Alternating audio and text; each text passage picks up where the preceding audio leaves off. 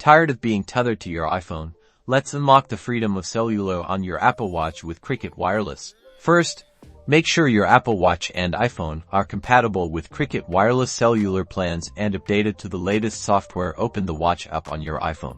Scroll down and tap on the Cellular option. If you don't see it, your watch might not have cellular capabilities. Next, tap the Set Up Cellular button. This will redirect you to Cricket Wireless's website or app.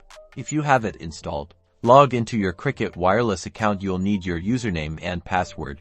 Choose the Apple Watch cellular plan that best suits your needs. These plans typically add a monthly fee to your existing Cricket Wireless account. Carefully review the plan details and confirm that you want to add your Apple Watch to your Cricket Wireless plan.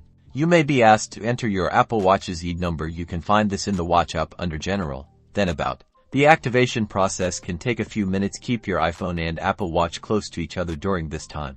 Once activated, you'll see Cricket Wireless listed under cellular plans in the Watch app. You're all set. If you run into any trouble, double-check your account details, ensure a strong network connection, and verify that your devices are properly paired. Now you can enjoy calls, texts, and more directly from your wrist.